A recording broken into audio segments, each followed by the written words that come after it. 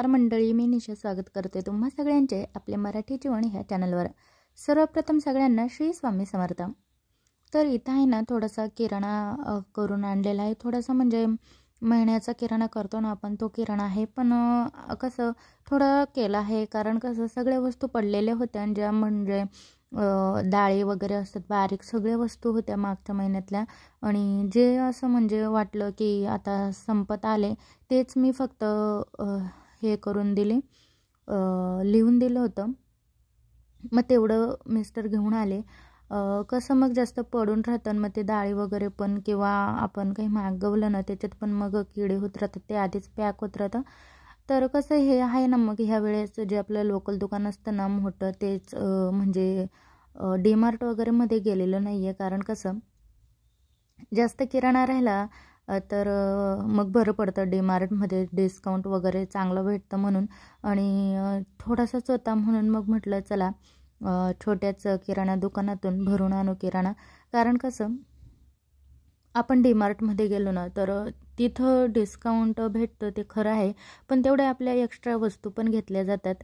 म्हणजे आपण किती पण म्हटलं की हे नाही घ्यायचं ते नाही घ्यायचं, फक्त किराणा करायचं तरी म्हणजे पण मग आपलं असं होतं की काही ना काही एक्स्ट्राचं घेतलंच जातं डीमार्टमध्ये। एवढं म्हणजे एवढ्या वस्तू दिसतात ना आपल्या डोळ्यांना, ते काही ना काही आपल्यापासून घेतलंच जातं।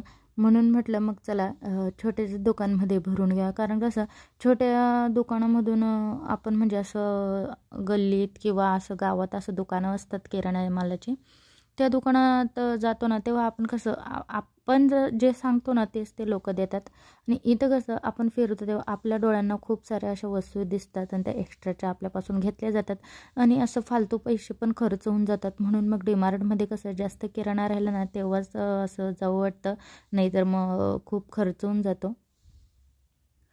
आणि हे इथं फक्त जे आहे ना हायजीनचं सामान म्हणजे कसं हार्पिक वगैरे आणि कम्फर्ट वगैरे ते सगळं एक साईडला काढते, आणि जे पोहे वगैरे जे फक्त म्हणजे संपलेलं होतं ना ते एक साईडला काढते। कसं मग वास येतो, एकत्र ठेवलं तर वास यायला लागतो।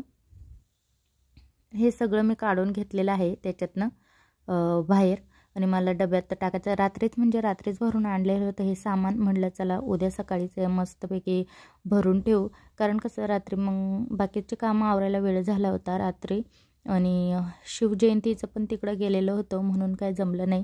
म्हटलं चला सकाळीच सगळं सामान भरून ठेवते, तोपर्यंत जी पिशवी होती ना त्याच्यातच भरून तिथं ठेवून दिलेलं होतं। आणि जे काही रोज वापरामध्ये ज्या वस्तू येत नाही ना त्या वस्तू मी अशा डब्यांमध्ये ठेवून देते, आणि आपल्याला कधी पण वापरामध्ये येते ना रोज ज्या गोष्टी वापरात येतात ना त्या वरचे जे डबे असतात आपण ठेवलेले त्याच्यात मी ठेवत असते। हे पोहे वगैरे जे असतात ना रोज आपण बनवत नाही, म्हणजे कसं नाश्त्याला पण आपण वेगवेगळं बनवत असतो, म्हणून मग ज्या वस्तू आपण वापरत नाही त्या मी अशा डब्यात घालून ठेवते। मिठाची पुडी वगैरे, काही मठ वगैरे मागवलेले असतील तर असं खोबरं वगैरे जे रोजच्या वस्तू लागत ना ते अशा एका डब्यात भरून ठेवते। कसं मठ पण मी मागून घेते, कारण कसं मग घरी उसळ करायला बरं पडतं मस्तपैकी। आपण विकत उसळ आणतो ते ठीक आहे, पण मग हे घरी मठ आणले तर ते पण छान राहते घरी बनवायला। आणि जे शेंगदाणे वगैरे ना ते लगेच भरून ठेवत आहे, ते मी वाळवणार वगैरे काही नाही, कारण कसं ते लगेच वापरायचे आहेत मला, म्हणून मग म्हटलं जास्त काही वाळवत वगैरे बसत नाही, कारण कसं जास्त महिन्याचं स्टोअर करून ठेवले तर मग तेव्हा वाळवून वगैरे निवडून वगैरे ठेवते, पण हे लगेच मला वापरायचे होते म्हणून म्हटलं तसंच मी लगेच टाकून देते। आणि इथे सगळे डबे काढून घेत आहे, जिरे वगैरे जे बाकीचं सामान आहे ते भरायला, बारीक सामान आहे ते भरायला लगेच डबे काढून घेते, आणि लगेच पुसून पण घेत आहे, कारण कसं जे धूळ वगैरे बसलेली असते ना त्याच्यात ती लगेच पुसून घेत असते।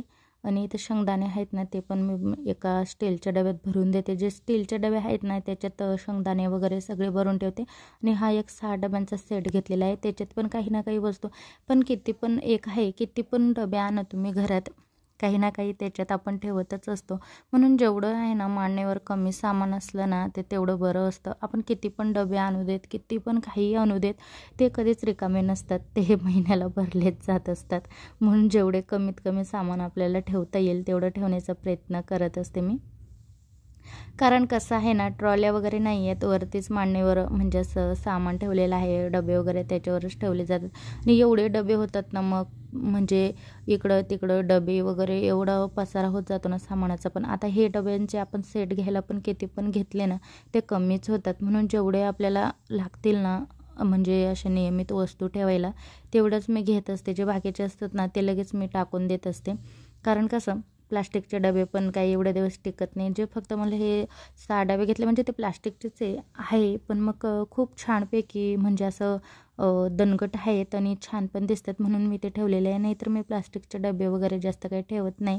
आणि हे हळदी कुंकूला आलेले त्याला पण आपण गेलो तर येत असतात दरवर्षी ते डबे. ते थोडेफार वापरायचे आणि मग फेकून द्यायचे असं असतं माझं. जर दिवाळीला सामान काढलं घासायला वगैरे सगळे भांडे वगैरे काढलं तर तेव्हा तर खूप असे डबे निघतात प्लास्टिकचे, तेव्हा पण खूप सारे फेकून देत असते. पण असं काही ना काही येत असतं डब्यांमध्ये, मग ते चांगले इथं मी जे आहे डब्यांमध्ये जे भरून दिलेलं आहे ना सामान ते आता डबे मी ठेवत आहे. म्हणजे मी तुम्हाला जसं बोलले की बारीक वगैरे डबे म्हणजे आपण किती पण ठेवले तरी ते कमीच असतात, म्हणून ते खूप एक्स्ट्राचे डबे आहेत ते मी जे आहे ना ते मागं ठेवून दिलेले आहे. जे हा 6 डब्यांचा सेट आहे ना त्याच्या मागं जे बारीक डबे आहेत ना ते ठेवून दिलेले आहेत. कारण मग ते कुठं ठेवायचे आणि चांगले पण दिसत नाही मग असं कुठं पण ठेवले तर, म्हणून मला मग काय आवडत नाही, म्हणून मी मागच ठेवून देते. जर आपल्याला लागलं तर व्यवस्थितपणे काढायचं आणि परत व्यवस्थितपणे ठेवून द्यायचं असं राहतं माझं. तर असं डबे वगैरे ठेवून दिलेले आहेत.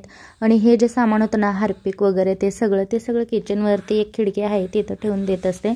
बरं पडतं तिथं ठेवलेलं, एक साईडला राहतं. जेव्हा आपल्याला लागलं तेव्हा काढून घ्यायचं. म्हणजे भांडे घासायची साबण वगैरे असतात ना ती जे कपडे धुतून आम्ही तिथंच मी ठेवून देत असते स्टोअर करून. हे फक्त इथं अंघोळीचं किंवा हार्पिक वगैरे बाथरूम ते आहे. आणि इथं धूप आणलेली होती ते इथं मी ठेवून देते देवघराजवळ.